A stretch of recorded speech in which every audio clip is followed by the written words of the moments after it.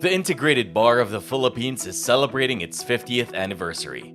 Since the formation of local chapters and election of chapter officers on February 17, 1973, the IBP has been the guardian of the rule of law and an indispensable partner of the Supreme Court in the administration of justice, which was made possible through the leadership and guidance of our past presidents. In 1987, the IBP lot and building was about to be foreclosed due to non-payment of amortizations due to GSIS. Through the efforts of then-President Presbitero J. Velasco Jr., the foreclosure was averted, thus ensuring a permanent home and building for the IBP at the heart of the Ortigas Business District. During my short stint as acting national president of the IBP, we were able to save the IBP lot and building from imminent foreclosure. What we did was to liquidate the 19 million arrearages of the organization with GSIS. And I credit then General Manager Sunny Belmonte for condoning the loan of the IBP and also the penalties and surcharges. We were assured of a permanent home for the organization. During the time of President Raul R. Angangco, the mandatory continuing legal education, which seeks to elevate the standards of the profession by educating lawyers on updates on laws and jurisprudence, was proposed. During my term, that's where we brought up the matter of the proposed mandatory continuing legal education nationwide, throughout the chapters, throughout the regions of the IBP. I made sure that in all the activities, the subject would be taken up as a proposition, and to see how the constituents, the IBP, the lawyers, would react to such a proposition. The mandatory continuing legal education program is intended to continue the legal education of all lawyers, so that they will be kept abreast of all legal developments in the country. This would be nationwide, from the north down to the south, so that all lawyers would be benefited. So in all the activities of the IBP, it was taken up and discussed, and ultimately, the proposition was approved favorably in the National Convention of Lawyers during my term. During the presidency of Jose Aguila Grapilon, there was no radical shift from the avowed purposes and objectives for which the IBP was established. Still and all, our term made it clear that the usual reactionary posture of the association should change to an ardent embrace of an activist entity by way of initiating useful dialogues with government agencies tasked with responsibilities in the delivery of justice, a consequence of which was resolute and determined participation in almost all aspects where the law could be harnessed to be looked at as a contributor, which did not mean being a savior, to easing the unjust and unmerciful ills brought about by the banality of evil.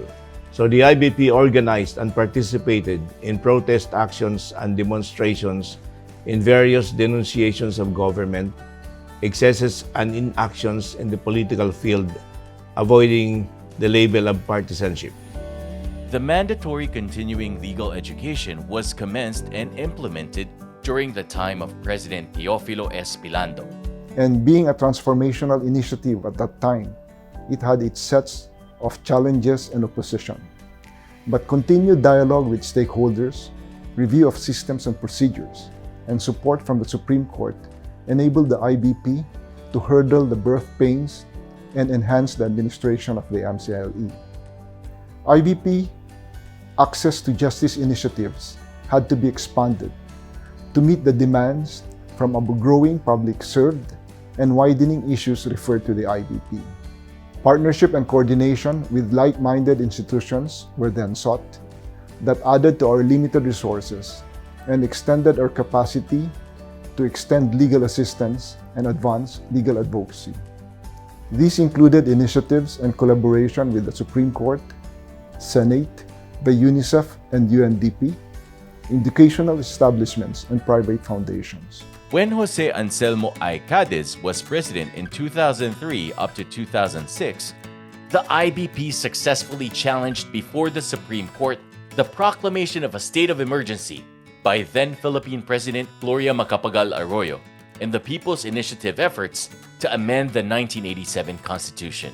Effectively, we felt it was like martial law. So we marched in the streets and we challenged the proclamation of the President in the Supreme Court. And fortunately, the Supreme Court justices saw it our way and nullified the proclamation. There was also one notable matter. Congress launched a People's Initiative to amend the Constitution. We also challenged that in the Supreme Court, and fortunately, we won. We were very busy because it's not easy challenging both the executive department as represented by the President of the Republic and Congress. We worked hard and with the grace of God, we prevailed. Jose Vicente Salazar became the IBP president at the time, when the IBP needed to resolve major issues regarding the succession rule on the IBP presidency.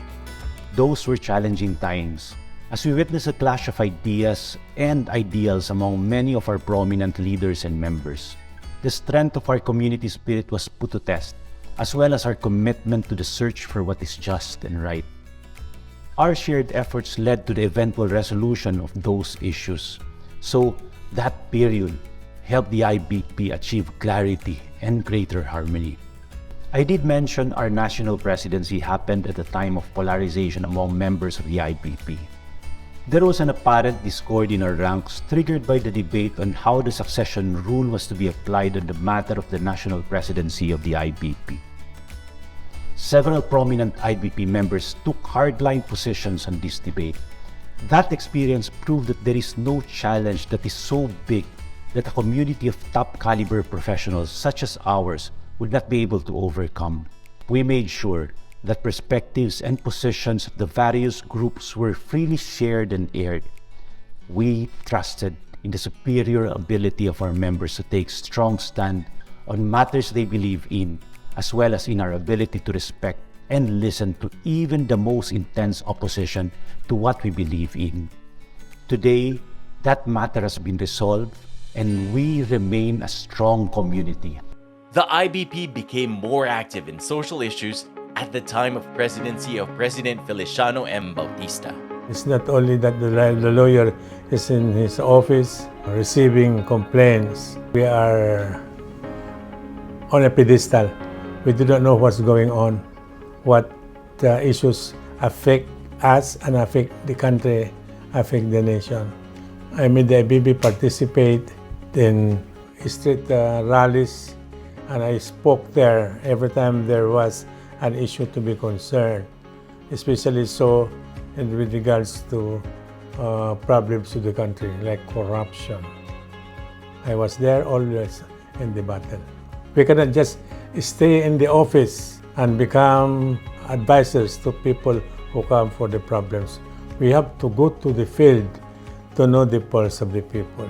When President Roan Libarrios headed the IBP, the organization took a stand on the impeachment of then Chief Justice Renato Corona. We conducted a 2-day marathon deliberation to determine the stand of the IBP national governors and the national officers on the impeachment of the Chief Justice.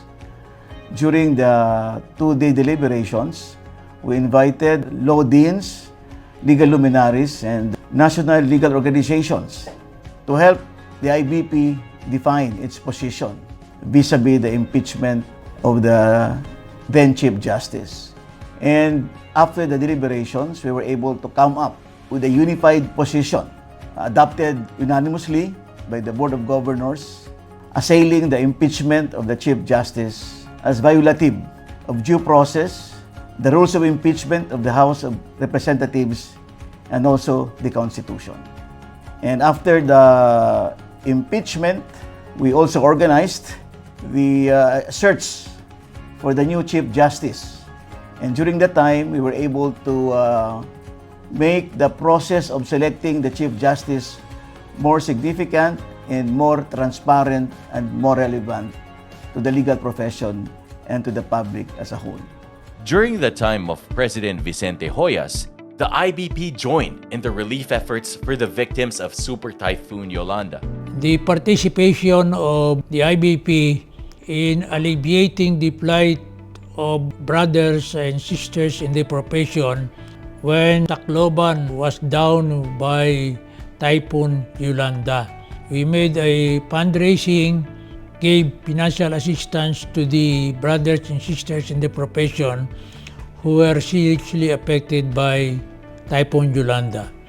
There was an earthquake which visited part of Cebu and other places in Eastern Visayas, and the IBP took participation in raising funds for the financial assistance of the lawyers in the areas who were affected by the earthquake.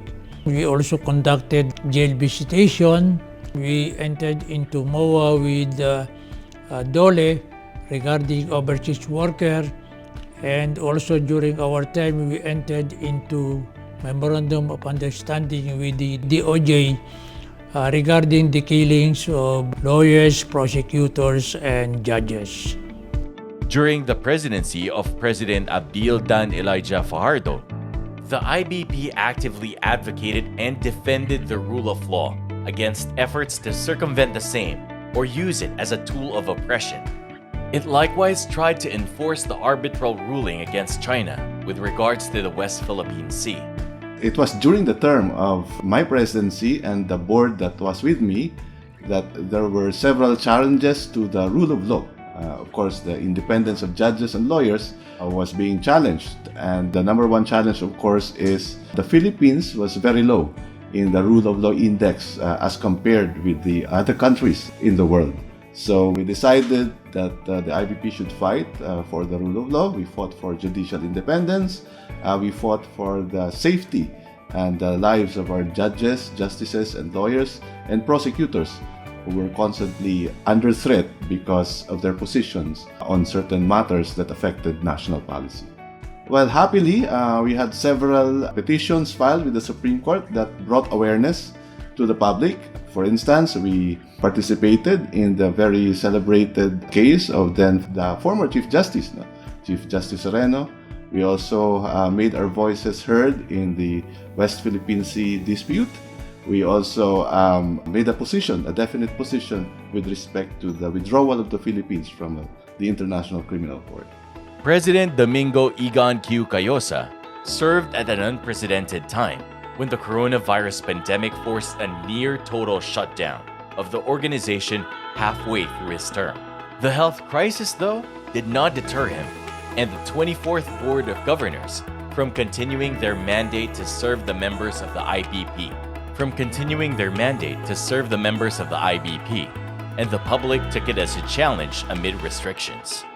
Despite the restrictions, IBP led in mobilizing its chapters, members, and other professional organizations and groups, civic organizations, to assist the health workers and the burdened sectors of society.